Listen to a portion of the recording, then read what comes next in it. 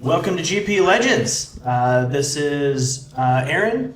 I'm here with my brothers, Tony and Corbin. We're going to here to break down the weekend of Le Mans.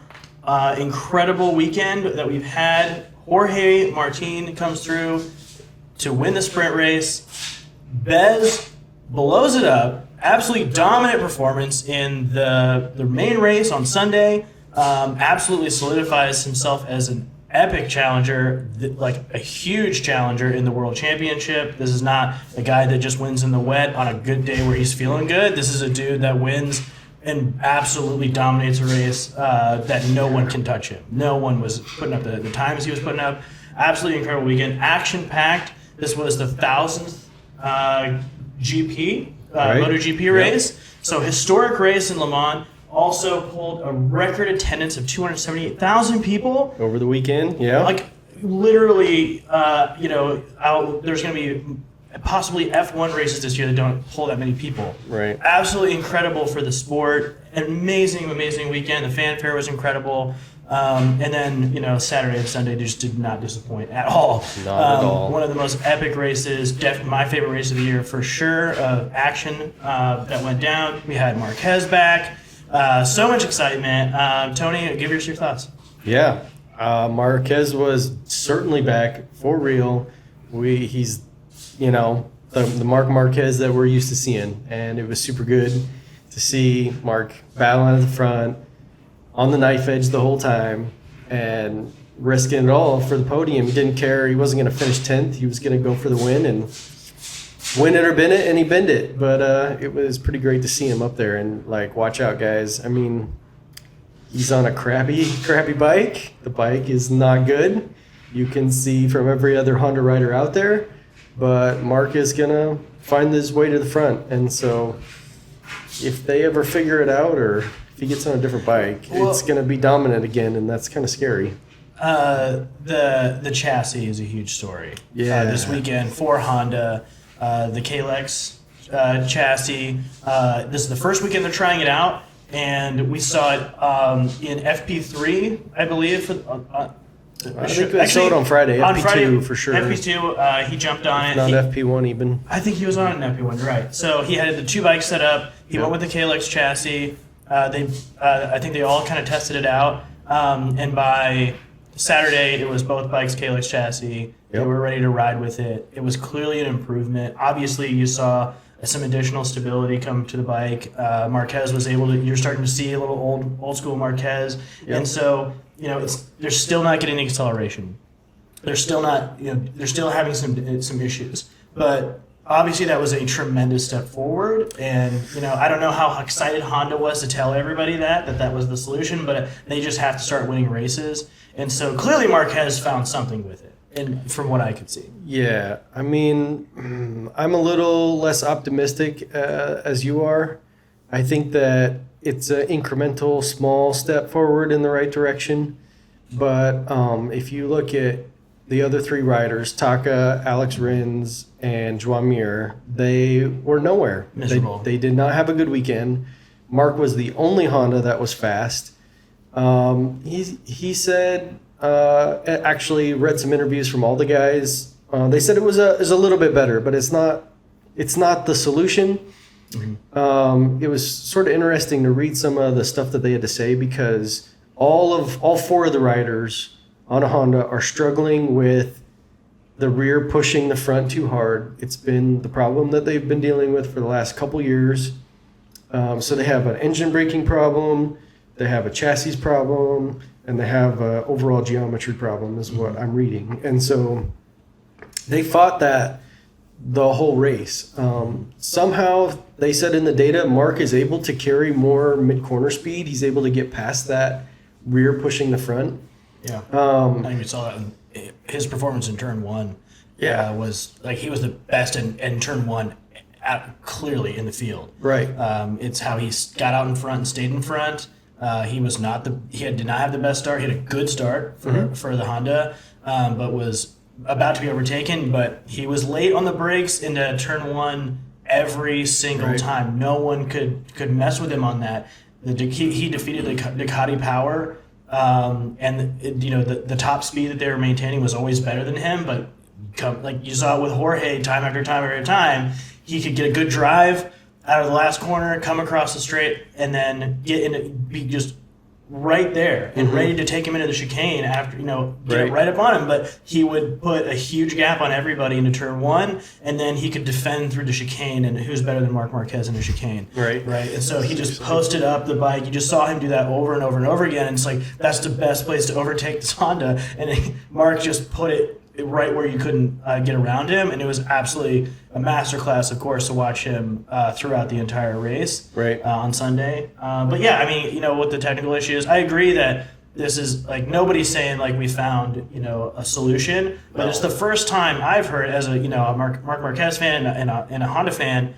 This is the first good news we've heard in forever. It's some good news. I've never, I haven't heard anybody say we're going in the right direction on anything, and so I was thrilled just to see just something. And we saw a Marc Marquez riding a Honda that we have not seen since I think 2019 or 2020. Right. In terms of like, is it the right bike? Is it the solution? Absolutely not. He could ride it out of his mind though, and was he just having an incredible day? Like. It's just been a long time since we've seen that level of brilliance from him. Right. And maybe more than anything else, maybe the biggest step forward is seeing Repsol have this willingness to open up and try something totally different, totally outside the box, something that they aren't driving the development on. Right. Whatever it takes.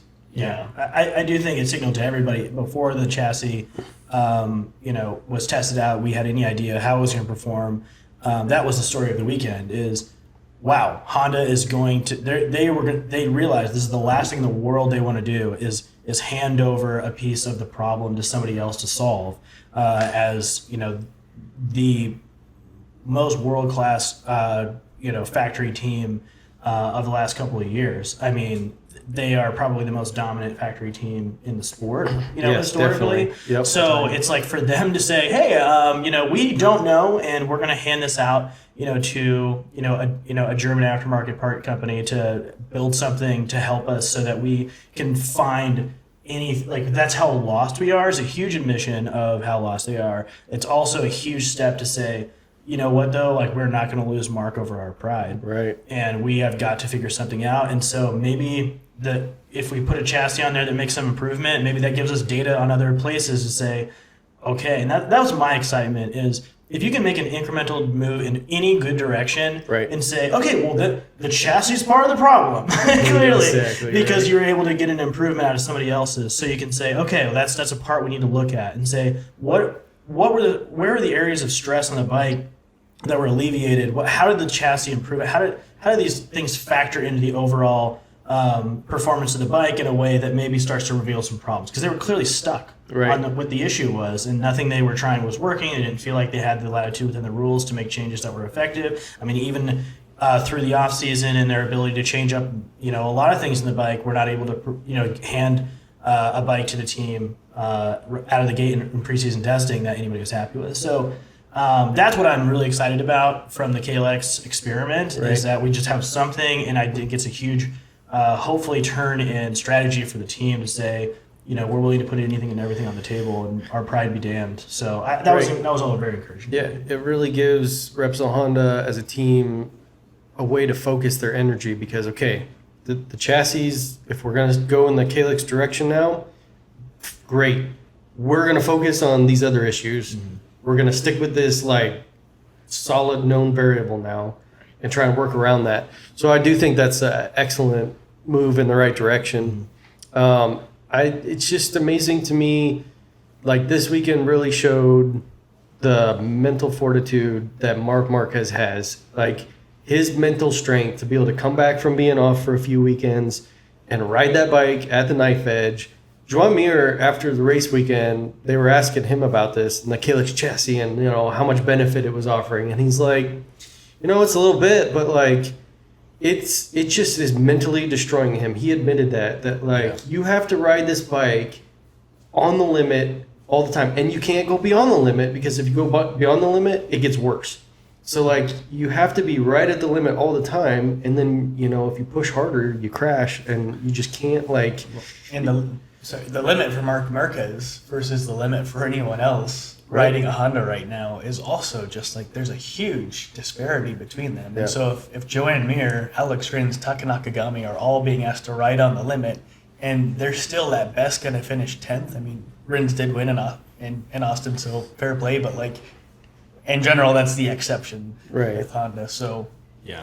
you got to feel for all these guys who are trying to ride this bike, and just like hats off to Marquez. Oh, We haven't seen. I don't think it's felt since Marquez's big injury that he's more back than ever. right. I And agree, like yeah. he, you know, he wasn't in like prime shape, and for him to be able to pull off all but 2 laps in that race on the knife edge, like, you know, last 2 laps to crash like that, you know, he finally had that lapse in like strength or mental energy. So, you know, it's understandable, but for somebody to come in off that long and be able to hold that level for that long is just amazing. I think that's an important part. That's an important point and part of the weekend. And the Honda right now, even Mark with 2 laps to go, was forced into a mistake that put him over the knife's edge. Yep. And even the guy who has been dominating all weekend, he is like head and shoulders above the other Honda guys when it came down to a scrap that just pushed him a little bit too far. And I don't know, we might come back to that showdown that he had with Jorge Martin, or we can get into it now. Awesome fight to watch. Yeah. One we've been waiting for. Oh my gosh. Right, for sure, One for that was years. like perfectly timed for the comments that have been leading up over the last couple weekends. I think But- even Jorge was like, you know, we finally got to have that battle. Yeah. Oh, can you Jorge talked about like what good experience it was for him. Yeah. And how could it not be? Like he's never gone toe for toe with anyone Well, of Marquez's caliber. And when they have, it's usually Martin that's the one that ends up in the dirt. Exactly. So to see Martin hang in there with his mental fortitude this weekend was his best weekend ever, in my opinion. Yep. This is going to be a huge confidence boost for him to win the sprint race, come back from like a serious like. He was off the track at one point in Yeah, this he race. He got got pushed shoved super wide. wide. Wasn't like out of none of that was his fault. He keeps his head down. He's running. He's going after Marquez, who is he's obviously on a faster motorcycle in a better situation than Marquez when you're looking at those last 5 or 6 laps. Yeah. Bez starts to put up 131s all day. Marquez is trying to Marquez refuses to let him go. Right. And just keeps pushing and pushing and pushing. Marquez keeps having his best lap of the race, lap after lap after lap, trying to keep up with him, which is absolutely insane what he's doing on the Honda. Yep. And so he's actually maintaining his lead on Martin and forcing Martin out of the 132s into the 131s just to stay with him because Marquez is refusing to let Bez get away. And it's just an amazing showdown that you see. And you see Martin yeah, he's on a faster motorcycle, but Marquez is forcing him to ride it at the freaking limit, even though he's on a Honda. And so that was a crazy, crazy showdown. So for me, it's like everybody's going to have their own take on this. Obviously, I'm a Marquez fan, so I've been waiting for this showdown because I think everybody's wondering, Jorge is such a Marquez-style rider on the edge all the time. In my mind, So fast. so freaking fast. And so I've always just been like, when they have the epic showdown, who's going to be faster? Like, Right. who's going to be the raw speed faster guy? And for me, the answer is still Mark. Oh, yeah. Because he's on a way crappier bike and still absolutely just watch him going into turn 1 with the Ducati behind him Yeah. and just being like, dude, no one is doing that. No one's, and it's like Jorge couldn't do it either. Riding the ragged edge through turn 1 at Le Mans, watching Marquez do that lap after lap with Jorge Martin pushing as hard as he was. Unreal. That was just Yeah. delightful. That was so much It's, fun. it's incredible So to good. watch to kind of master with somebody, on a superior machine, showing him the front tire, going into the scariest corner possibly in MotoGP, Right. and him just being like ice cold, ice running through his veins, goes later on the brakes in the corner every freaking time, is able to dump it into the chicane. Talk and- about mental strength, right? Amazing. Yeah. To be hitting those marks perfectly every time through turn 1 and into the chicane, like you're saying. Amazing. And so you talked about what Jorge said after the race, what an incredible learning opportunity that is to say, that is what it takes to be Marc Marquez. Oh, yeah. Is that level of focus and that level, riding at that level on a machine that no one should have any confidence in. when I'm showing him the front tire, he still finds speed in the corner that no one can find speed in. He still parks the bike exactly where he needs to in the chicane, and if he misses one of those times, I'm past him. Right. Any one of those times, I'm gone. You know, and then it's like, and then what happens? He gets past him, and Marquez, he makes a tiny mistake into the same area, into the first corner, like into the second corner, going in the chicane.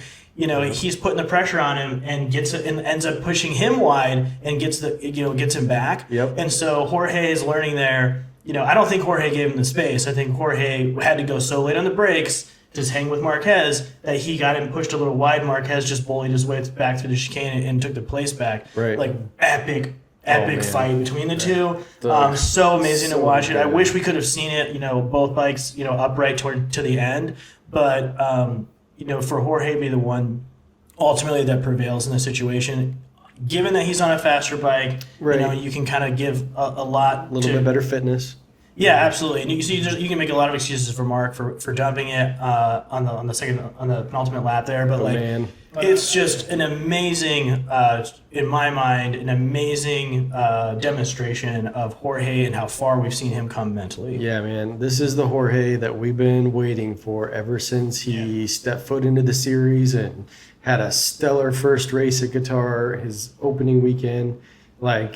We always knew he had it, and we were just he just kept throwing it away. And so to finally have him here, finishing the race, winning a sprint, I don't care who you are, any racer that can go toe-to-toe with Marc Marquez and beat him and cause him to crash because you were faster, that is going to build your confidence no matter who you are. Yes, I hope that this is a huge building block for Jorge to take that next step to be the rider that can consistently be fast, because he's unbelievably one of the fastest, riders we've ever seen, especially over one lap. So if he can keep any kind of consistency, it's absolutely.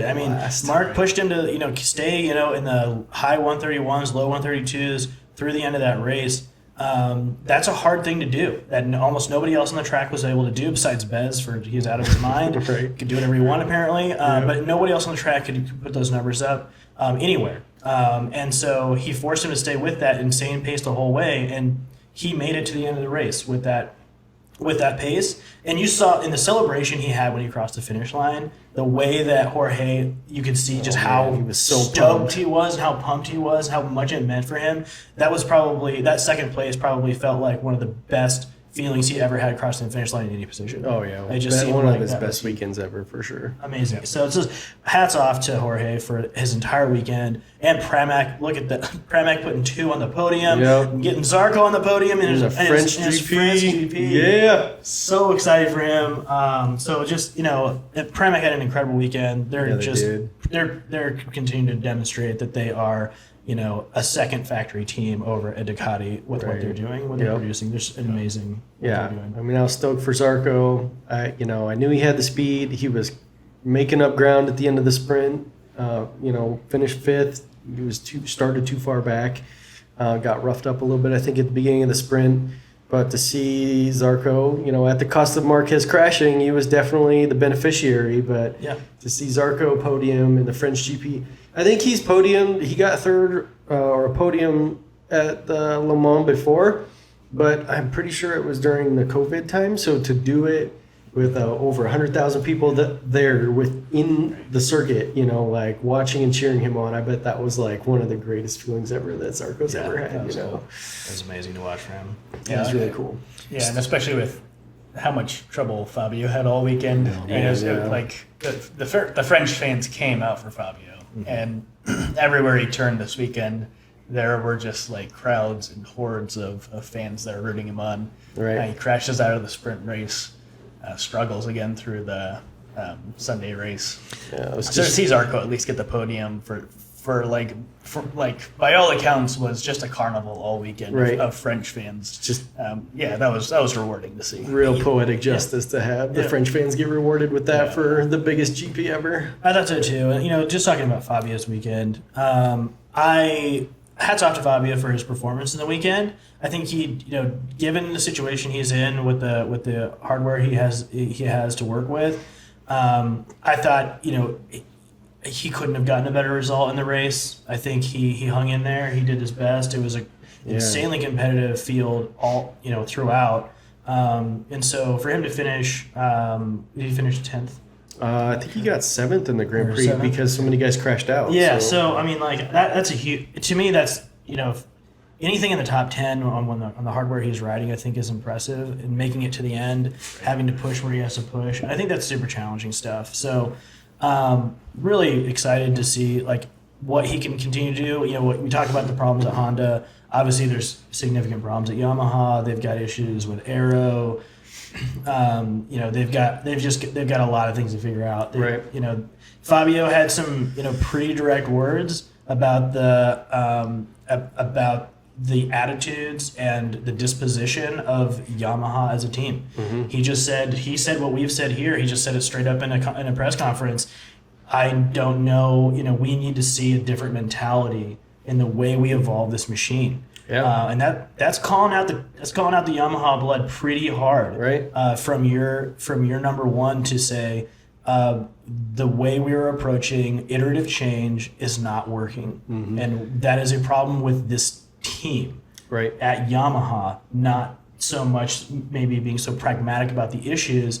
So for him to call out, lead the team to say the approach that we are taking is wrong. And anyway, in the same weekend, he's watching Honda take a KLX chassis, and they're making those concessions, and they're swallowing their pride and dealing with whatever it takes. Yeah. And I think, I absolutely think his comments were very much related to the fact that Honda took that KLX chassis and said, look, here's another Japanese team that can swallow their pride and take a little bit different approach when nothing is working. Yep, and so we're very interested to see how his patience continues to wane. This had to be so hurtful for him to go into the French Grand Prix with 278,000 people, the 1000th Grand Prix. In his mind, he chose Yamaha, and he is a recent world champion and is a world champion quality rider. And this, despite his team, should have been one of his greatest moments in his life and his career.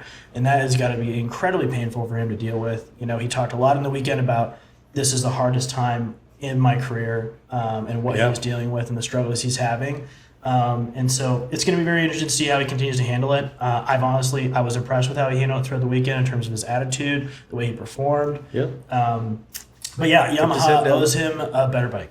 Yep, it's true. I mean, it's amazing to me, both the Yamaha and the Honda, pretty much they suck straight up. And they've got two of the most talented guys in the field between Fabio and Marquez. So, yeah, they need to get it figured out, especially Yamaha. It's just really disappointing to see Yamaha and their structure, not willing to fight for the satellite team and have the extra resources and the extra data. And it's just like... Well, they don't have the satellite team anymore either. Like, right. It's starting to feel pretty concerning about their level of just outright commitment to the sport, to the GP class. For one of the perennial favorites over the decades to be where they're at right now, it's got to be hugely concerning for the sport on some level.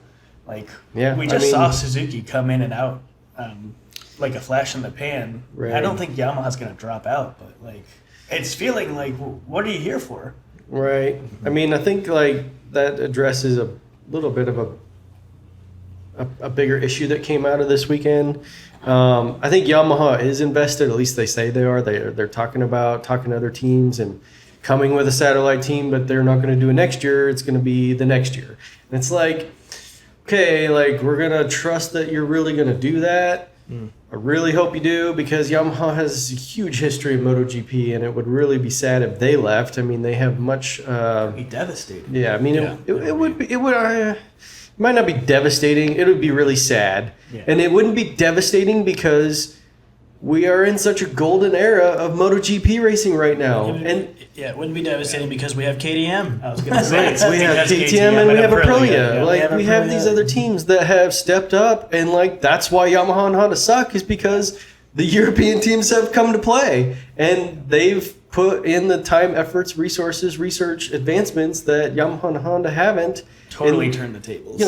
Trying to be incremental. Well, you can't be just incremental anymore. I mentioned this on a previous episode that I think that when you look at the Honda and I feel the same way about the Yamaha. These look like 2-year-old machines to me. Yeah. They just do. When Right. you look, and it's very apparent that the Desmedici is the pinnacle of a MotoGP bike. Yep. They pioneered the Aero. The machine looks more refined. It has different lines. They approach the entire machine in a different way. Bristling with technology. And it's just exactly. It is a modern marvel of technology in itself, and it's clearly the innovating, leading the way. and the KTM's and the Aprilias look very similar. That's what I was about to say. Now you look at the new KTM's, the new Aprilias. When you look at those bikes, you see that new generation of technologically packed, incredibly refined, beautiful, stunning motorcycles that look like they're out of the future. Right. And Yamahas and Hondas look like Yamahas and Hondas from 2000. And they look like copycats. Like Yeah.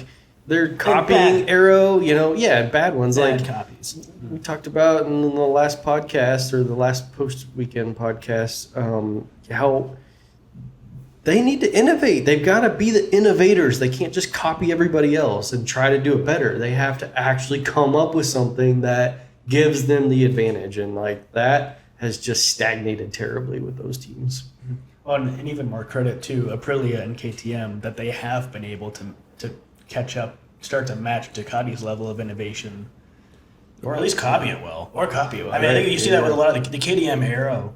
Right. It's the best. That's the best version of a Ducati we can see on the track. Right, yeah. And look at it. Look at it. It's like it's not getting walked on the straight. It's the only bike that I think you'd put out of the corner onto a straightaway next to a Ducati that you just be like, yeah, they're going to be equal. Yep. Well, That was one of our questions coming into this weekend was, is the KTM here for real, or have they just had some like one-off kind of extraordinary races? They are here. And all you have to do is look at 4th place, Augusto Fernandez, rookie on a KTM, in 4th place, 6 seconds off the lead. So there were some guys that crashed, and he got, maybe gifted, but 6 seconds off a Bezzecchi lead. That was huge. huge story of the weekend is that the Gas team, Yep. Augusto Fernando, clearly taking advantage of the innovations happening at KTM.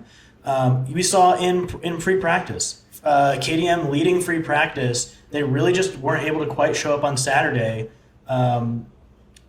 They had a really to me they came out really strong. Mm-hmm. They came out really strong in the weekend, and I was like, okay, well, here we go. I Yep. think they're here to stay. Well, that was a big question coming out of Jerez, right? Can they, going into the European season, can they demonstrate that Jerez wasn't just a flash in the pan? And this weekend, No. like the results didn't always fall into place for Binder and Miller. I mean, Yeah, Binder, there were of some course, reasons for that. on the podium in the sprint. Binder with a still, Tony, you noted, an astounding performance Sunday on after Sunday. dropping back to 16th. Yeah. So we did see, like, KTM is here. Yeah. They are absolutely here to stay. We've gone to enough different tracks now, and they've always been at the front. Whether they finished at the front or not, the Jack keeps crashing. There's been a few issues here and there, but they have been at the front even all the way to the end of the races. So yeah, I think they're here to stay. And I think that what really blew my mind as I thought about this, you have a rookie in his 5th race finishing 4th on a KTM, which has not traditionally been the easiest bike to ride. It's like the KTM is starting to look like the Yamaha used to look for new riders. Like the Yamaha used to be the easiest bike to ride. Yep. I think the KTM is giving so much confidence to their riders, and it's stable enough and it's fast enough that it looks like maybe the easiest bike to ride. I don't know. The Ducati is probably pretty good to ride, but I mean, when you see a rookie doing that well in his 5th race, you gotta like raise your eyebrows, take note, because KTM is definitely here to stay. I mean, even the Ducati, it still looks like a beast. And coming up from Right. Moto3, Moto2, it's going to take some adapting to. I mean, For sure. we've seen Martin make that transition. We've seen other riders do it. Well, and But what- Digia is struggling on it still. I mean, he has flashes here and there, but it's a hard bike to ride for him. So, there's some signs that that's not the easiest bike to ride, but once you get it right, it's definitely the best. But I think that the comparison with Fernandez showing up on 4th this early in his career in GP, that comparison with the old Yamahas, I hadn't thought about that. Right. Yeah, we used to see guys come up onto the Tech 3 Yamaha team and, Yep. and Or they even would- the Patronus. or the Patronus team, and it was just a smooth transition. Yep. Like, I don't know how else to explain what Fernandez just did this Yeah. weekend. It was unbelievable Yeah. to watch him come through. I think the Ducati through because of it is a superior machine on the track. They continue even like its weak points this year seem to be now its strengths again. Right. And so it's a forgiving bike in that way for the riders that are riding it to say just like if all things are equal, I'm just going to go ahead of you on this motorcycle. Right. But you don't see him sliding into the apex. The way that you'll see Marquez on a Honda do, just because Marquez. Right. But you're seeing the KTM's walk it in Bender again, in a sprint race. We were taking a look at one of his overtakes coming from way back, sliding all the way up into the apex, Right. making Making Marini stand up and It was my move of the weekend. It was like lap 3 of the sprint, and Bender. I don't know how he does. I don't see anyone else on the grid doing he's this 5 outside bikes of Marquez. behind, 5 bike lengths behind. yeah, it is unreal. And I he think storms coming it into up maybe Marini, turn yeah. 6 or 7, something like that. Yeah, like the braking stability on that bike is just unbelievable, and Bender is Yeah. extracting every And last whatever's ounce of it. happening between the ears and Bender's helmet is just Right. unreal he's- in those moments. Yeah. His confidence is out of this world right now. You can see it in not only in the race, but we get to hear him talk all the time now because he's constantly on Right. the podium. Yeah. In the sprint races, at least, but just in general, we see him on the podium. We see him talk. Get people. He's just constantly, we're hearing from him, and whether it's the press conferences or the post race, Parc Ferme, he's there, and you get to hear from him so much, and he's confident talking to press. Right. He's just like he's in the zone right now. He's delightful to hear from. He's incredibly well spoken in his thoughts and delivery. He's just like he looks like a world champion right Yeah. now. Well, do you know what position he is in the World Championship right now? He's third, right? Second or He third. is third place, 18 points down on Pecco. Like, Let's go. yeah, Let's go. I wouldn't have guessed that, but it makes sense. He's at the front every race. I was gonna say he had to be. I was gonna say he had to be at least third because, how many other guys are podium all the time? I was Right. actually surprised looking at the results, the World Championship results coming into this race that he wasn't already a little bit higher up because Yeah. I'm just like also, and it's just it's just been the past couple of races. It's just the story is Right. KTM, the story is Bender, and it's I think you get 2 races a weekend now to see people on the podium, so it feels like he's been there for a little bit longer. Right. Well, he's the race day man, right? He's always showing up for the races. So. Well, now that there's 2 races a weekend, Yep, it's like he's more there time to every shine, day. right? Exactly. Well, there's probably no rider on the Bender's time to track, shine. probably no rider going into this season that was better suited to gain more points from the sprint race format Yeah. than Brad Binder. Oh, for sure. And so, and look, I mean, he's exceeded all those expectations and then some. They gave him a good bike, and he just went Yeah. to town with it. So I do want to talk a little bit about Jack while we're on KTM. Yeah. I thought he had a tough weekend. I can't remember what happened to him I know he crashed out of the sprint crashed out of the sprint. pretty early when he was looking pretty strong in the Yep. race. Where did he had go? an amazing start. So he starts. He ends up overtaking Marquez. Marquez has an incredible start, incredible first couple of laps, but ultimately cannot hold Jack back on the KTM. And so Jack overtakes him. He's in the lead for the race for a little bit, and then you just see him lose something. I'm He curious, dropped Tony, what like a your rock, thoughts yeah. are on. Yeah. Did he just use up the tires to get there in the front, and he just like Yep. foolishly used up the tires because it was like, what was it? What lap was it? First 10 laps. Yeah, it was for like, sure. yeah, the bike 6 or tires, 7. tires are gone. I'm out. Like, Yeah, he just got- started falling back, and then Jack's weekend was a weekend that he was destroyed by the tires, and it was honestly it's his own fault. He admits that the weekend, his crashes were his fault. He apologized to the team. He took it all on his shoulders, which I think was good. I disagree a little bit with what he has to say about his tire selection. I mean, who am I to say this? But from watching on the outside, he wanted to ride the soft front tire in the sprint race. Michelin and KTM both talked him into running the medium. And he crashed on lap 2, I think, on the left, and so that's most commonly because there aren't very many left-hand turns at Le Mans, or there's far less than right hands. It takes longer to get the left-hand side of the tire warmed up, and he crashed in I think turn is it 4 or 5, and the left-hander pretty early on in the lap. And it's a little off camber, and it's pretty clear that it seemed like the tire wasn't up to temperature because he had the speed. The KTM was obviously fast. You can look at Bender and see how fast Bender was able to go on it. But I think that crash on the second lap in the sprint ruined his race for the Grand Prix too, because the Grand Prix came around and he's like, I'm not doing that again. I totally screwed myself by picking the medium tire. And so he went with the soft in the Grand Prix, and it was great at the beginning of the race. You saw it. He was super fast. He wanted to get out front. He didn't want to overcook the tire. But because he was on the soft and because he was pushing so hard so early, he still overcooked the tire and started falling back. Now, he could have probably salvaged to like a 5th or 6th place or something like that. But he made a mistake, I think in turns 2 or 3 in that first chicane, cut the curb and crashed towards the end of the race. So, he probably could have done all right in the second race, and he did make a mistake. But I really think if he would have stuck with that medium tire in the Grand Prix, and especially if he would have kept it up in the sprint, that would have set the tone for him to go on to the Grand Prix on the medium, which the KTM would have done better on. And I think that's where we could have seen the fast Jack that we saw in practice. We could have seen Jack maybe even take a double. But it all started with that first crash just by not getting the tire quite warm enough on the second lap. He might disagree with me, but from the outside looking in, it definitely looks like that to me.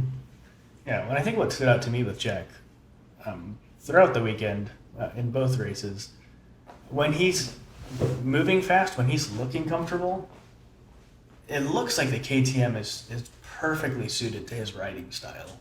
Right. I think I was ready to take a note, even in the first couple laps of the sprint race before he crashed. I was having this thought Jack, this could totally be Jack's bike. Oh yeah. He's gone through the Honda, he's gone through the Ducati. Something about the fit here, just having seen him all the way back to his Moto3 days, he is like a ride it on the ragged edge. He's fast, but he can corner well. Yep. He's a late breaker.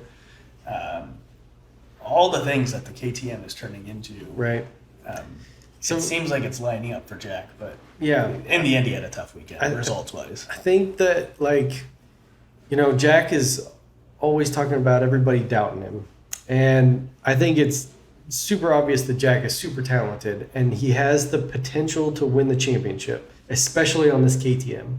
And this season might work out for him because Pecco keeps crashing. So if it's going to be this close at the front and it's possible for Jack to crash a bunch of times and still win and get a bunch of points, maybe he can still pull it off. But Jack, people are doubting Jack because on days like Sunday where he's doing really well, or at least well enough, 5th, 6th place, he's going to get a bunch of points, and then he makes one mistake and he crashes. It just seems like that happens too often for Jack. And so I'm really hoping Jack is just still getting used to the KTM. He's still finding his way. He's obviously really quick and he gels with it, but there just needs to be one more step. And I'll be really curious to see if Jack can make that last step. And if he can, expect to see him finishing in the top 5 and finishing the races and getting an off win every couple weekends. But it's going to take that consistency. It's going to take Jack taking that step to where he doesn't crash on Saturday or Sunday in the races to be able to fight for the championship. So, I totally agree. I'm a huge fan of Jack. He's probably my favorite personality. Total box office. Absolutely love him. It's going to be a sad, sad day when he leaves the sport. I hope that's not for a sure. very long time because he is a huge part of the personality of the sport. I love every time he opens his mouth. He just is the most. I adore him. Yeah. But I have always felt he has to prove to me that he can have the mental fortitude to be a world championship contender. Yeah. And I've just when he was on the factory Ducati, for me, watching him continue his kind of inconsistency and crashing and the problems that he had on, not arguably the best motorcycle out there, the most stable motorcycle out there, the motorcycle you just have to basically stay on board and put in good laps and you're going to do well. Yeah. I was disappointed to see that. And then I'm seeing that same mentality, that mental fortitude come into this season with the KTM. I think he's got another incredible motorcycle under him. He's put himself in amazing positions over the last couple of years to win a title. And so, in my mind, I often look back to, Fabio's, I think it was his second year, and, he started seeing a psychologist and started really working on the mental issues as a really young rider. And I had that thought about every weekend with Jack, that I'm just like, dude, I don't know, meditate more or something. I'm not sure what it is, but he just doesn't seem to have the fortitude mentally to get all the way through, 3 weekends in a row. Right. And so if we can see that from him, which I think it's obviously he's capable of it, and I put him up against anybody, in terms of speed. Yeah. On Jack's best day. Oh yeah. I'd put him against anybody, and I wouldn't wager against him. So I just really hope that we see, something in an off season, something he can sort out, just mentally to build up the toughness to get him to a place where he's able to do that. And, I think, you might have to call me a hater for having this opinion, in terms of Jack's world championship contention. And maybe, he would he would extremely disagree with, this point of view, but ultimately I think the proof is in the pudding when you look at the struggles that he has on through the weekends and consistency. Well, he's put in that work before, so maybe, he listens to our podcast or gets somebody to give him a kick in the butt to maybe find that, counselors, somebody that can help him mentally, because he had to do that when he came from Moto3 to MotoGP, his first couple years. He just wanted to have a good time, wasn't really putting in the effort, and some people around him gave him that kick in the butt and said, you need to get this figured out. And Jack took that seriously, started putting himself in the gym.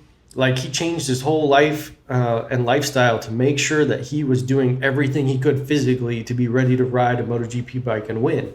And it made it paid huge dividends to what we see as Jack Miller now, one of the fastest guys on the grid.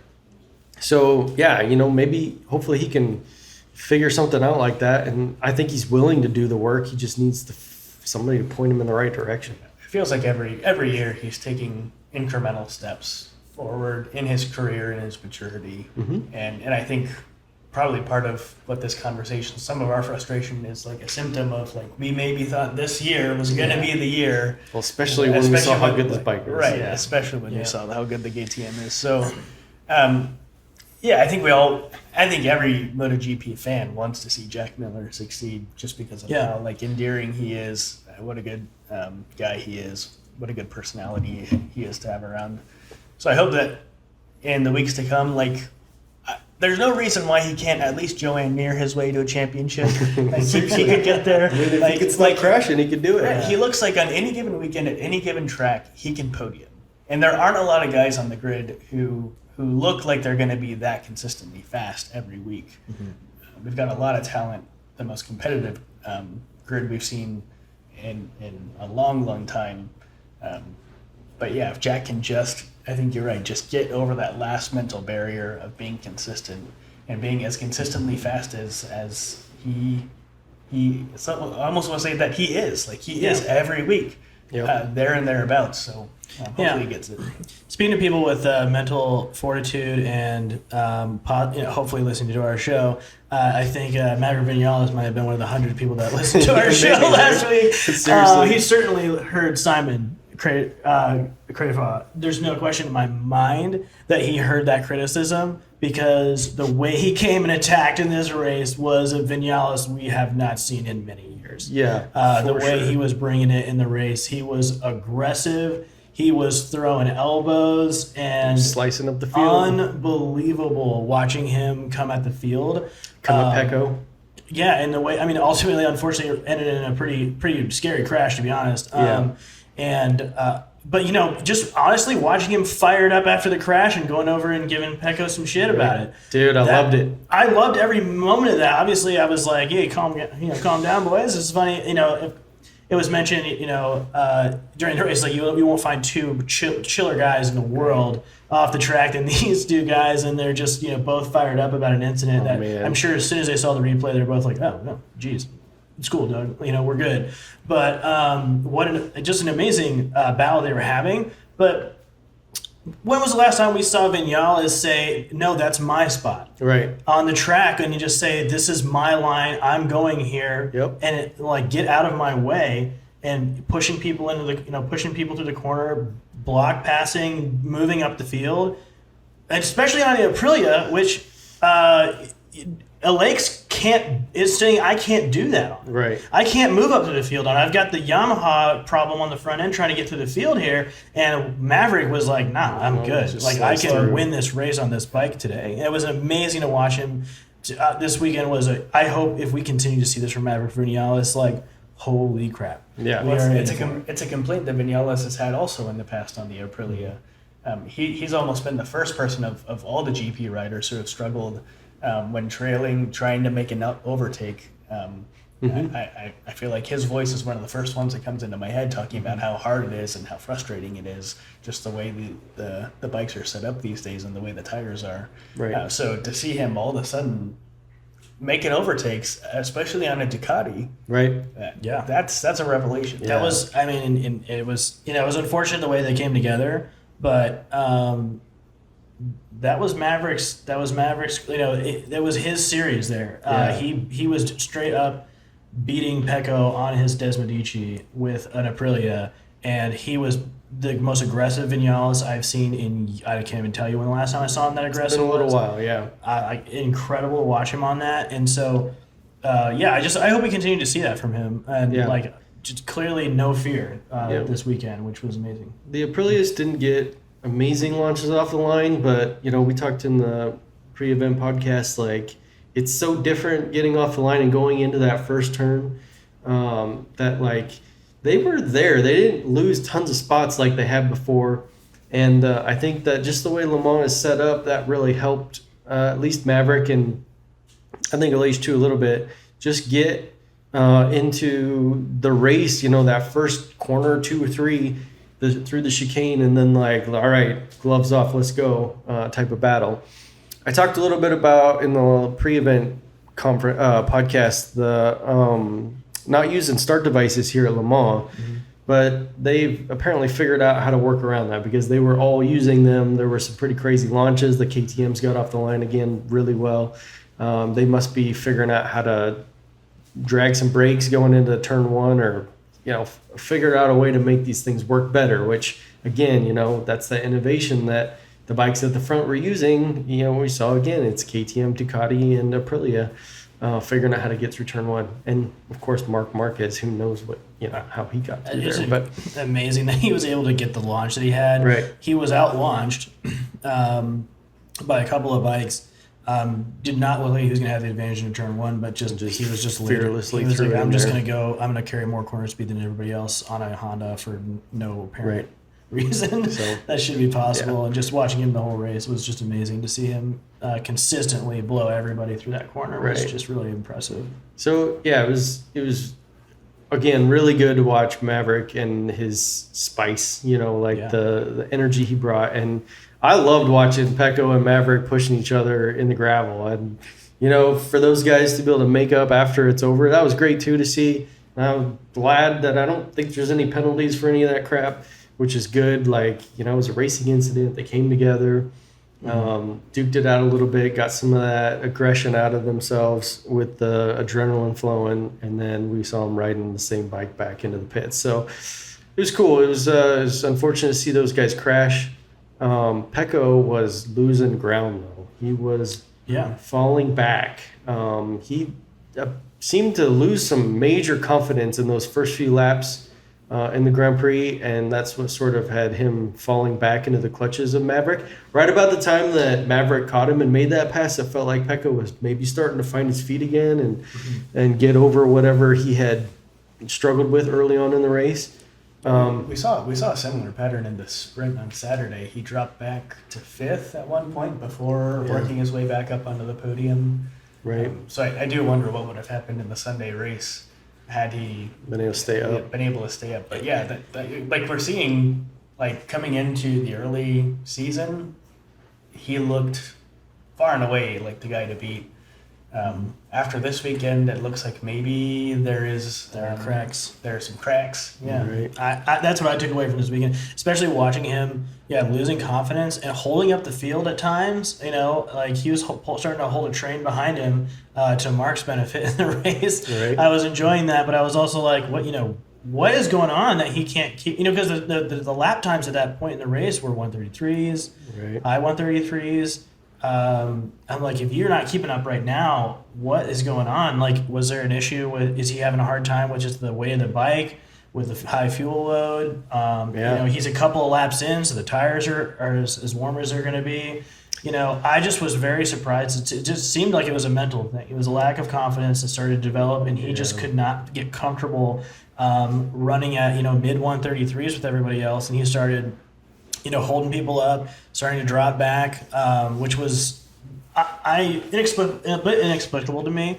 Something I think we've seen in the past with Pecco, and when he was a bit younger, it was not the first time we've seen him have some, like, just struggling to get comfortable early on in the race. And so just a really interesting all around from him on that, which obviously you put him in the traffic that ultimately led to his, retirement from the race. So, I put, Pecco's entire situation on Pecco, obviously, in this race. His collision with Maverick never should have happened because Maverick never should have been passing him. Right.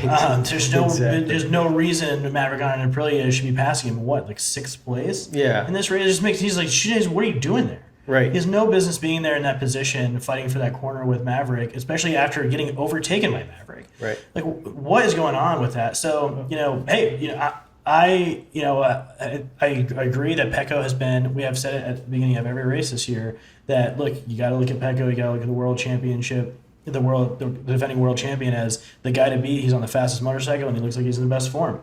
I'm seeing cracks with that. I think we're seeing more competition from the KTM than we ever thought we were going to see. Right. We're seeing a lot, when we've always said a Maverick on Maverick's day is going to be hard to beat by anybody. Yep.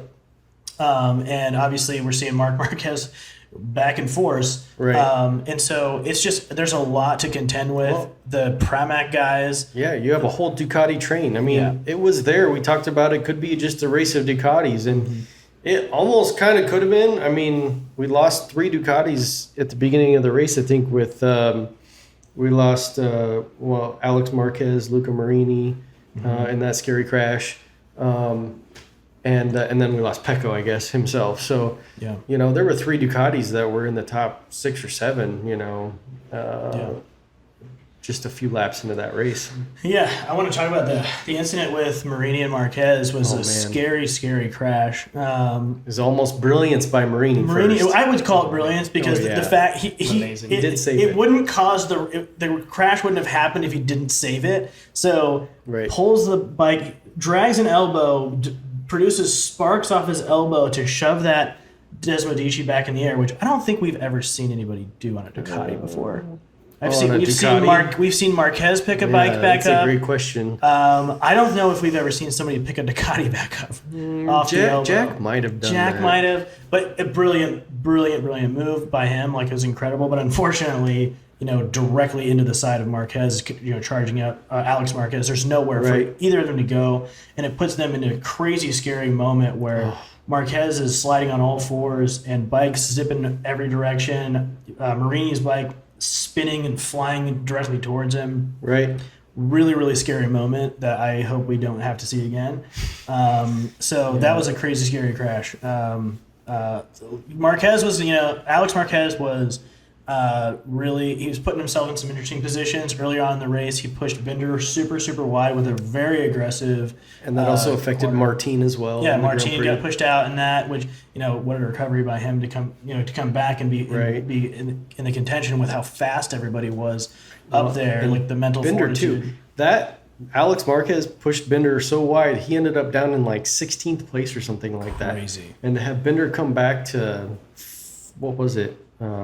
sixth place, I think. He got all the way up to fourth and tried to make a pass on Jack and had to cut one of the chicanes. He ended up in a So he ended long up lap penalty. long lap penalty and still came back and got sixth. So pushed way wide down to 16th and then a long lap penalty and Just Bender. yeah, That's he, just- he that's was a there. Classic Bender So ride. his position was not his potential today for sure. Yeah. So Alex just having a little bit of a reckless day in general. Yeah. But then nothing could be done about the Marini crash, and No. just really sad because Marina I thought Marini had an amazing weekend, and He did. He was solid, The for VR46 team just looked really dangerous. Obviously, we haven't really spent much time talking at all about Bez and his ride. Just because I don't know what to say. Well- It's just he was the fastest guy on the track. Yeah. He found He was behind that incident. He barely dodged a crashing Marquez he was one of the bikes that barely that missed. went around those guys. Well, Yeah, he had to drop a position because he also drove Marquez deep into one corner for a Yeah. pass. So The block pass of all block passes. like I saw this pretty awesome tweet over the weekend that just said, Bez was making sure that Marquez was going to put in his long lap penalty that he got away with. You're gonna serve it. I'm gonna make you serve it. And it's hilarious that he pushed him into the long lap penalty. into fitting. the long lap. fitting for a VR46 rider to be the one holding him accountable to that. Absolutely. For sure. It love was 2015-esque. Besides the stare down that Rossi gave. Maybe not quite that far. It wasn't quite that far off, and they're obviously racing super hard, but a little bit reminiscent of that, which was hilarious, which obviously was not intentional. But No. had to give the position back, which I've been conflicted about a little bit, but I'm ultimately going to go ahead and agree that that's probably the right move there. I agree that if Bez stays on the track and makes the corner, I don't like the long lap. Yeah. I don't like the. I don't want a the penalty I don't either. want the penalty. I don't want him to give the position back. But he did carry his own bike off the track as well. So Right. I think when you put all that into context, I think it's probably fair to give the place back. Not that it mattered, because No. he gives the place back. Definitely didn't matter. He just was like, yeah, well, I've already pulled the pin. I already know I can do 131s. Yeah. And he just starts, he's like, fine, gives it back, immediately tucks in, strategically gives it back at a really good spot, and loses very little ground in doing so. And then it's just like, all right, see ya. Yeah. He's just unstoppable. I was almost a little surprised that they didn't give him a long lap penalty because he did push Mark so wide. Mark basically went through the long lap penalty loop. So I thought that was coming. But everybody, Marco himself, thought that, it was going to be a give up a position type of penalty. He was ready for it. He said he prepared himself. Basically saw that it came up, got it done, and then he was on his way again. Yeah, which I mean, was just he could have gone. survived a long lap penalty. Oh, as well for to win the sure. race. I mean, Yep. he was like, I'm going to do 131 to the end of the race. Yep. And there wasn't anybody that was going to be able to touch him doing that. It so was definitely Bezecki's day. he's got one hand on the title, in my opinion, right now, and that's just he is. In talking about cracks in terms of Pecco being the favorite at this point. It'd be insane to see somebody on a satellite team, especially in just the first couple of years, with the VR46 team come and do that. But how many times have we ever seen a dominant performance like that from anybody? I mean, that wasn't that's not a world title contender. I mean, you see Marquez run away with stuff like that. We see the greats running away with races like that. Yep. Jack Miller had one race like that in his career where he walked away with one On a Ducati, yeah. on a Ducati. And then just to see him take off with that and just own that weekend was just absolutely amazing. We saw it in the wet, and he's here. He's is here for here. the title. I don't know. I'm curious to see a few more races and the consistency that Bez can pull off because he has had his days where he has just been gone, but when he's not on his days, he's been like fifth or sixth. So like there's a little bit of a disparity between him doing his day and then him being not quite on it, and then there's been some bad luck in there too, which seems like everybody's struggled with a little bit of bad luck. But yeah, he's 1 point off of Pecco in the championship right now, and honestly looks a little stronger. He's had better wins than Pecco has in terms of dominance. Yeah. So, yeah, I think that Bez, When he if keeps- he can keep it together and put the whole season together in a consistent way, he definitely has a chance to be there. Yeah, like for how exciting the weekend was, for how many talking points there were like it was easy to go through the majority of this podcast so far and not say much about Bez. And I think part of my reticence for that is kind of this, like, I don't quite know what to make of him yet still. Right. To have some of the outstanding performances he's had, but then also to look just a little like lukewarm at other times, and then he's crashed out of a couple events. But so we're seeing the highs and how high they can be, and how, like, just watching him ride at the weekend, I don't know how to make sense out of what he did on Sunday. And maybe I'm still getting familiar with him as a rider and his style and what to look for when he's doing so well on days like this. And when you clear off the way he did, you don't get a lot of camera time. Right. Like, I don't. Yeah. So Just out front. So but all props to him, and to an extent, Aaron, I agree with you. Like, there's no one else is putting their name in the hat in the same way that he is outside of. And we've talked a lot about Pecco being the front runner for the championship. You got to look at Bez as the next most likely based on the evidence so far. Yeah, I mean, he's got a lot to prove. It's probably a bit of an exaggeration on my part. So he's got one hand on the title. It's just Early. It's really early. He's got a lot to prove, but I mean, there's probably nobody out there right now that has more confidence than him. Certainly on a satellite team, which is Seriously. a huge story from the weekend. Pecco had some words about he's mad that the satellite teams are so competitive. Thinks it's making things more dangerous. I think we can all agree that MotoGP right now is very dangerous. It seems like it's a scary moment in the sport to figure out. We're seeing more involvement from race direction throughout the race. You can see things. There's more opportunities with the sprint race being a little bit of just an absolute all-out shootout, which is I think we've seen throughout the weekend. There's much more opportunities for people to get hurt. There's a lot more dicey incidents. A lot of turn 1 and turn 2 incidents. A lot of turn 1 and 2 early, like on the first lap. Yeah, between restarts, between red flags. And so there's a lot going on here. And the satellite teams being fast is a huge factor in keeping the field is not spreading out. If you're in 10th, you have the speed to win the race. And it seems like all over the place you have, even of the factory teams, all the factory teams seem to be fast.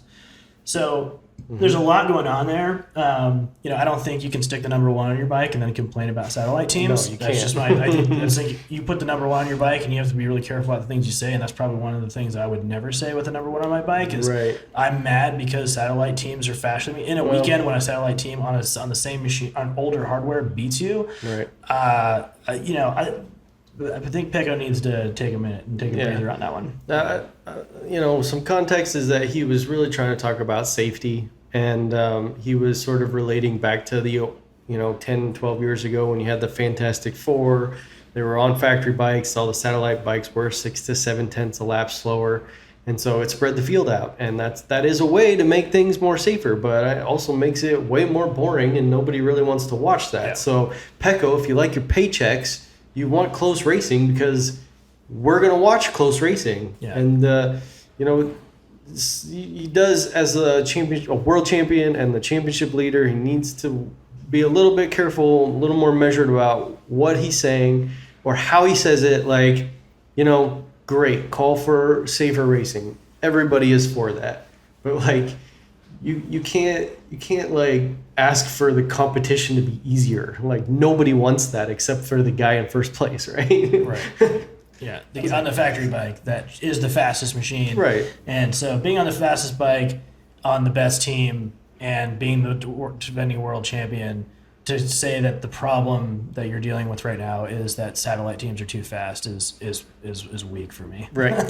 It's pretty weak. I think, say what you want, and these guys are going to have a million interviews this year. You're Right. going to say things that, I wonder if he woke up the next day and thought, man, well, I'm sure he regrets saying it just because of how much heat he's taken. Right, seriously. But also just he might rethink the point and the point he's making from the position he's in as the number 1 rider in the sport right now. It's not great. I mean, I start to wonder a little bit, like we were talking earlier about his mentality, and we saw what we sort of called cracks. Mm-hmm. Is he is he just feeling the pressure of a hyper competitive grid right now? That's maybe, you can't psychologize what he's saying here, but part of me wonders, like, maybe this is the kind of thing you say while you're feeling the heat of a hyper competitive field. It has to be said And you're dropping back in it 2 consecutive events. Well, and to Saturday guys and on the Sunday. same bike because there's so many Ducatis on the front, Right. on the grid. It has to be said that none of the safety concerns that he has should matter to him because he should be qualifying first and he should be launching first. All of this should be behind him. Right. I think if he shows up every weekend, and I think the team has had some struggles on Friday and Saturday this year in the last 2 races. I think in particular, they've really had a lot of ground to make up. Yep. Getting into up into the sprint race. They've done a great job of the recovery jobs, but Yeah, it they is have. true. I mean, Pecco is dealing with some issues with the whole team is dealing with getting him in front. But it's a team sport, and so when you look at that, when I hear those comments, I again go, qualify first, be in front. Because you have the number 1 on your bike, you have the fastest machine that's ever been made in MotoGP. It's beyond the competition, and so it's a really simple solution in my mind. If that's your Right. concern, is put him behind you, man. Right. Yeah. Like, I mean, dumbing down the competition is definitely not the right look. Nobody wants that. I can see him complain about Premac. Hey, you got another factory team basically sitting but right here you- because they got the same machine and say, oh, well, I don't have, I'm mad because I'm getting wrecked by Jorge and Zarco constantly because we're on the same bike. We're clones of each other out there. That's the problem. But that's not what you said. But it goes the same way. Like, Pecco came through Premac and he podiumed as a rookie. Like, he was talking about Augusto Fernandez being in 4th place. Well, Pecco, like, you did that. Like, you Absolutely. You want to be the guy that gets the short side of that stick or draw that short straw. Like, that's not really what you want. I mean, that's not how it worked out for you. And if it would have been that way, maybe you wouldn't be world champion. Yeah. So I hope he brings a new attitude after the break. yeah. I think it's fair to say that what he said was ridiculous. He looks ridiculous, and we can all just move on. Well, he Yeah, can't. totally. He can't like blatantly ask Ducati to slow down the other bikes, Yeah. even though he probably wants to. So like, I think it's I kind think of his Valentino would probably have some roundabout thoughts way. on that too. Right, for sure. And like, I think that it just goes to show how well MotoGP as a series has made amazing close racing, and now we have this problem of it being too competitive, which I think is baloney. It's not too competitive. It's glorious, It's and we need to painful. keep it this competitive. And like, it's the work they did way back with the CRT bikes where manufacturers were threatening to pull out and like they were, it wasn't competitive enough. They were too fast and they were putting too much money in. And Carmelo Espeleta said, all right, fine. Like, you can leave if you want. We're just going to put these random motorcycles together. And you've got a Kalex chassis on the grid and a Honda. Yeah. If Yamaha wants to leave, they can leave. If they're not going to put in the effort, if Suzuki wants to leave, they can leave because motorcycle racing is what we're here to do. And they're going to figure out a way. They've already proven that they can figure out a way to put bikes on a grid and have lots of different companies and innovations make this work. So Pecco needs to just be happy with the competition, figure out how to win, and just be better himself. And Yamaha need to bring innovation and get in the game. As a fan, this is great. Now, there are ways we can make this safer. I think that they need to look hard at aero. They need to look hard at ride height devices. And they need to talk to Michelin about this overheating front tire because to me as a fan, if it's that hard to follow a bike and pass a bike and keep your front tire from overheating by close racing, those are the sort of things that Formula One has fallen into and can't figure out a way to make it more competitive or have the type of passing that we get to enjoy week in and week out. So, I hope that they stay ahead of it. I'm not calling for a ban on all that stuff, but they just need to look at it and figure out how we can continue to keep making the racing better and safer, but without losing this golden era of competition and how close everybody is. Because aside from flipping NASCAR or something going in circles, I don't know of a race series that has first and last this close together. It's just unbelievable that we get to see this on a road course where bikes turn left and right and motorcycles, not cars. Just the the beauty of it all is just so amazing. And part of the reality too, motorcycle racing is dangerous. Like, Yeah, there it is is a risk to dangerous. this. These guys are putting themselves on the line. There is an intensity, and some of the really scary crashes we've seen this year have been a sobering reminder of that. And For sure. hopefully, like you said, we do want to find ways to make it safer. Yep. That's a lot easier to enjoy Yeah. something when we feel like it's safe. So, Yeah. so hopefully they So can, I do they can get- look at some of those things. Yeah, and listening to the riders is important, you know. For sure. Making sure that when they ask for an air fence, they get one. I No think is a critical no one doubt. that we ranted about plenty earlier with Paul Spargo's with, crash, with Paul's especially. crash was just to us very avoidable with an air fence. Yes. Not the crash avoidable, but his broken jaw, back, and ribs. There's no reason he should have There's hit a tar absolutely no barrier. reason he should have had to eat out of a straw because there wasn't an air fence where he asked for one. So there's things like that. Of course, we want to continue to see the riders being listened to. So happy to see Pecco trying to lead the riders to meet with the stewards and try to understand. We want to see consistency. We want to see an understanding of this, and like, please make sure that they're being listened to when it comes to safety issues. This is probably not my favorite comment from Pecco on safety, but Right.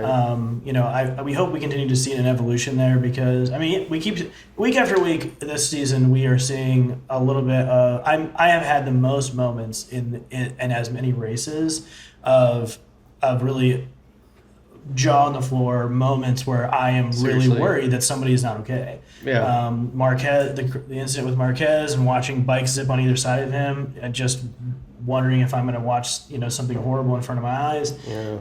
Just Oliveira went really hard into the fence when he dislocated his shoulder. really That was real, pretty scary. Really scary one. Vinales headed straight for the fence with his wreck with Bagnaia and had to bail off. That's Right. another one. Yeah. You know? So we're seeing some scary stuff that we maybe see once or twice in a season, that we're seeing really on a regular basis this year. Yep. And again, it's all the things we're talking about. It's the competition. It's the fact that there's a sprint race that is just an absolute there's no holds barred sprint to Yep. with everybody's on soft tires. There's nothing to lose. Go nuts. I'm interested to see F1 actually move to that this year. F1 used to say that used to be a part of qualifying, is how you went in the sprint, and they actually moved to the same format as MotoGP this year, where it doesn't matter. It's like you qualify and then you go and you have the sprint race, and it doesn't matter what happens in the sprint race, and you go to the race on Sunday. Yep. There is a way to have a sprint race where you don't have people going, I got nothing to lose, and it is Right. by making it part of qualifying. Yeah. FP3 essentially qualifies you to put your positions for the sprint race. The sprint race qualifies you for the race, which is how it was introduced, the sprint race concept, into F1, and they actually reversed on it, which I don't know how I feel about the whole thing, to be completely honest. I enjoyed the F1. There's a lot on the line, and crashing is a huge problem, but so is crashing in Q3 or early in Q2. Right. In F1. So it's interesting to see how that's going to evolve, but that is a solution to if we're starting to see people get too hurt, if we're saying, dude, this sprint race is out of control, people have nothing to lose, they're flying into this thing. If you are trying to make up points and you got to do something in the sprint race, you got nothing to lose but points, go nuts. So there's some solutions that could be out there that are pretty structural in terms of that. I hope we don't see any of that. I like the action that we're seeing. Yep. I just hope that we Agreed. can kind of figure out, maybe it's the mentality of the riders. I think there's a lot in the hands of riders to be able to say, to talk with amongst each other, see each other getting hurt. And we've seen that a lot of riders policing themselves throughout the years. Yep. Just coming together and just saying, like, I do not appreciate the way that you are riding. I do Right. not like the way that you're coming at me. We need to think about this. Some of us, have families and do not want to die in this sport because Right. somebody's just absolutely, going, balls to the wall all the time. So we'll see how it kind of plays out. We're in a different format of racing with the sprint race this year. We It's- also happen to be in the pressure cooker of competition with satellite teams and, Right. how many Ducatis can you fit on a racetrack, Right. and all of that. So I think there's a lot to go into it and there's a lot to sort out. I hope that we can kind of get through it. I hope We're we can still- find some solutions. Really early in the season too. We've had Yeah. 5 races. Like we're still figuring out this whole sprint thing. Like Totally. so, once we get a little further into the season, see how it plays out a little bit more. People get more used to how things work. I think that'll help. I think the organizers, I think MotoGP, they have done a really pretty impressive job overall with trying to control all this. They definitely have a few things they need to work on. They need to change their language from riding over ambitiously to irresponsibly. I don't understand why they've made a vocabulary change when they had good vocabulary in the past. Like, again, ridiculous. They we look had ridiculous. another penalty on Alex Marquez that said overly ambitious. Like, give me a freaking break. We're all here to be overly ambitious to win championships. So, like, let's clean that up a little bit. You know, there's a few things that we can roll our eyes at, but, you know, they've gotten us this amazing competition, and they are trying to rein it in with some weird penalties, and they've gotten a little better in the last couple races, and hopefully they're going to continue to be more consistent. You know, we haven't really complained as much about the penalties. Alex Marquez did get a 3-place grid penalty for the next race, which states Mugello or the next race he competes in. So again, they're figuring out their vocabulary one step at a time. So Alex Marquez's penalty was for the aggressive riding at the beginning of the Grand Prix when he pushed Jorge Martin and Brad Binder wide going into turn 4.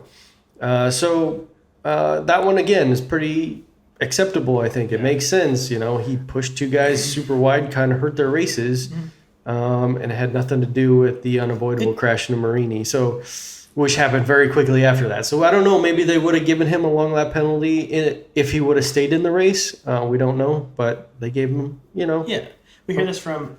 It's just the rules should be written well enough to accommodate the challenges that we're seeing. When they need to get rewritten, they need to be rewritten very thoughtfully and intentionally through a process that is transparent and has a little more guardrails on it.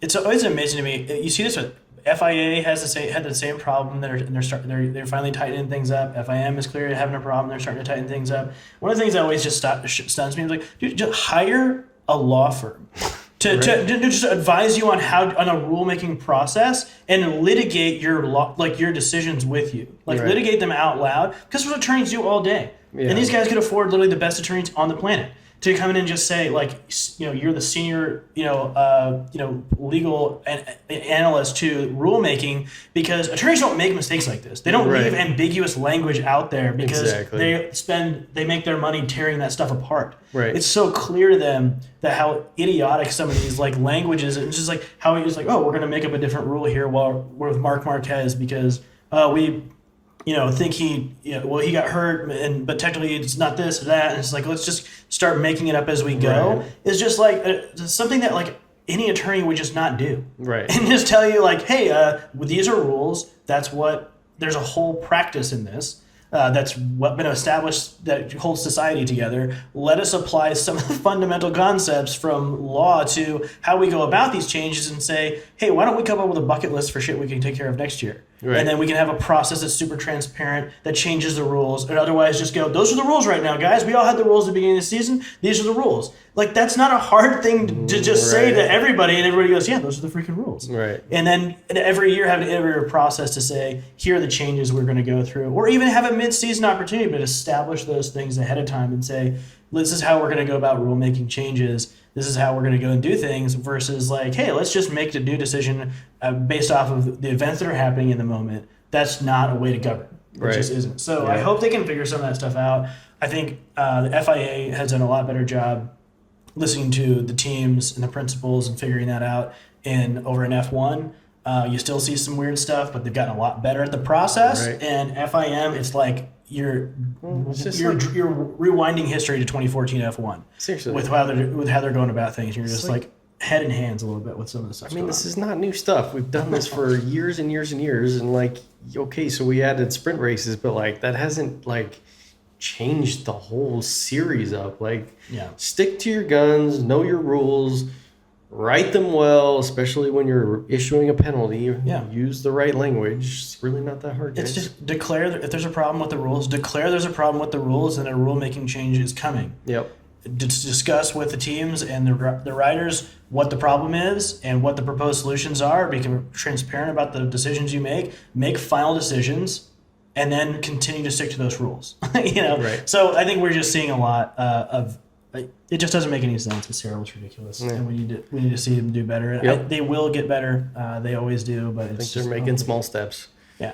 So anyway, let's wrapping up here. I want to ask each of you, what was your biggest takeaway from the weekend? If you could put it into one thing after all the action. Man, I mean, I think, for me, part of it is just the close competition, and we got all these great guys back. In Mugello, where we should have Bastianini back, and we'll hopefully have Oliveira back. We got Marc Marquez back, who's going to be more fit every race now. Man, I cannot wait for Mugello. 3 weeks is going to be forever and eternity. But I think it's going to be just like this big old Italian showdown with Marc Marquez throwing a wrench in it all. And I guess I'm just amazed, super excited with what we have to watch. And it's going to be an amazing championship with these guys who keep crashing and making it possible for anybody to still be in this. Yeah, well said. KTM. That'll be my takeaway. That's a great takeaway, And too. I think I'll again, the results didn't do justice to the eye test on what we saw out of Bender and Miller and then Augusto. So Well, and we're missing Pol Espargaro in that mix, Right. you put Pol on a KTM or a gas and give him the chance to be around Augusto Fernandez, I think Pol's going to be there too when he gets back. Yep. That's going to be really exciting. My takeaway is obviously Marc Marquez. The master is back in full force in a way that we have not seen since his injury, in my opinion. So he is what's for me what's been missing. Even though so many more exciting things and the sport has evolved in such an amazing way since he started his injury problems. And to see him back, though, and we're finally getting this showdown with all these new young riders against a faster Ducati, against a bunch of faster Ducatis, against a KTM and Bender. I mean, how many times did we talk about how the guy that Marc Marquez is really scared of on the track is Brad Binder? Right. And now we're seeing him on a bike that can handle it, a bike that Marc is probably jealous of. Right. And please, Fabio, For sure. please, Yamaha, Absolutely. get back to the top so that we Right. can see him I mixing wanna it see up him with mix it up Marquez too. too. Totally. So Yes. that's my biggest takeaway is that he's back. I think that Honda, like I said, even if it was a small incremental change forward, it was the first step forward in probably a couple of years, where I think Marc actually he might be on the knife's edge, but at least he found the knife's edge. Right. And I know it's going to take these other guys a little bit to catch up to that. Mir could not have a lower sense of confidence right now. I mean, the guy is just tragic what he's going through. He is the victim of Honda in a way that Lorenzo was. So it's like, hey, keep your chin up. Right. One of the greatest of all time did even worse than you. Yeah, exactly. Right. So just Yeah. keep your chin up. You're still, Joan Mir, you're still a world champion, and you deserve that credit. And I hope he continues to move. I hope Honda, with the 3 weeks here, can build off of what they've learned in Le Mans and solve their problems. I continue to think that Honda's problems are solvable within the rules this season. They might be. It's not like they're not making enough power. Can you change the bike up? Can you modify what you have to actually be just a little bit? And they just need to be a little more competitive for Marc to mess around with everybody every race. Yeah. So I'm really excited about that. The Marc Marquez effect in MotoGP, I think, is back, and that is the most. For me as a Marquez fan, that is like the most exciting thing. But I think it's exciting across for everybody sure. who's watching that the fireworks of Marc Marquez can show up and disrupt anything that's going on. Right. And The guy can make some of the most spectacular passes that we've ever seen. So Absolutely. anytime you throw that in the mix, it's always going to be a good time. And please stay healthy. Right. Even after the weekend, 2 laps to go, I don't want to see Marquez rolling through the gravel. He crashed a lot One this of the points we weekend. made in the pre-weekend episode that we did was just stay healthy. Goal number 1 for Marc this year. Agreed. Just finish Yeah. the year healthy. because he doesn't bounce like a 19-year-old anymore. Right. Like, and we've seen that over the last few years. So please just stay healthy, Marcus. Yeah. He does set the standard to which we want to measure Everybody else. We measured the previous generation with Jorge and Pedrosa and Valle. Rossi. Yeah, and we want to measure the next generation too up against the Marquez standard. Right. So, Totally agree. You know, he's in the worst position to try to stay healthy, where you have to have a bike where you have to find the knife's edge, and you see it the way he approaches the weekend is finding the knife's edge means going over it and then working your way back from there, which Right. means crash, Right. there, and then trying to stay on the bike where he found the limit. And this week, I think that's what we saw through practice is crash, rode the absolute knife edge till the penultimate lap, crash. So I totally agree. It's a scary position for Marquez to be in with his injuries, how many chunks of metal are rattling around in that body at this moment. At this point in his career is just really scary in terms of just he's not going to bounce. The dude he's going to be more injury prone the more he gets injured, and so we hope that that's solvable. And again, I just hope that Honda can find some traction out of this weekend, find some direction, and start making those incremental changes that get Honda a little farther down the road, so that Marquez can stay on the upside of that knife's edge throughout the rest of the season. Right. yep. Yeah. So we got 3 weeks until Mugello, and Yeah, then well, it's Thursday now, so actually 2 Yep, weeks from 2.5 today, 2.5 weeks we'll be press there. conference. So Yeah, and historic race. Oh, man. Historic track. Yeah. All, gonna be all the unbelievable. knives are going to be back out. Marquez is going to want to spoil the party. We'll be back. A week and a half Yeah. or so with a pre-weekend podcast. We have some other ideas that we're like loosely batting around between the three of us. Different ways that we can bring content, different ideas for maybe even people who are just trying to get into MotoGP. right. Maybe some ideas, maybe some retrospective looks at. Aaron, you just did a deep dive on 2015, so we might do something about Stay that tuned sometime. for maybe an episode where we just break down the 2015 season, because it is probably one of the most epic and iconic seasons of MotoGP history. Yep. That involves Marquez, Rossi, Lorenzo. Pedrosa even. Pedrosa's Pedrosa's a significant character in that play.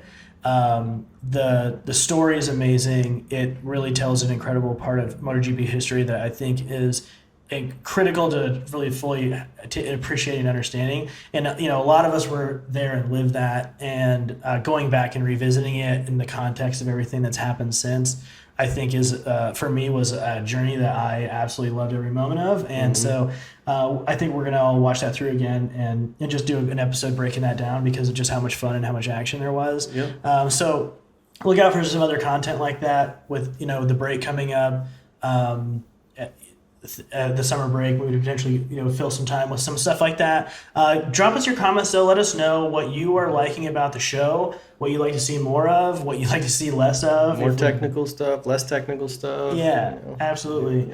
Whatever. And we appreciate you guys' patience through the last weekend with my traveling. And Corbin just moved into a new house, and so just not quite being on time with everything. So we appreciate your patience through that, and we'll try to do better about that going forward, and being more consistent through the season about getting everything posted. We're also working through the technical challenges and learning how all this stuff works. So as we do that, hopefully we get better and better. So with that, you guys have any final thoughts? No. I'm good to go. Yeah. Awesome. Bring Well, on Mugello. That's right. Again, like and subscribe. Leave us your comments. Check us out here on YouTube, as well as look for us on Spotify, Apple Podcasts, Amazon. We hope to get everything posted very soon. We appreciate your support, and we'll see you next time.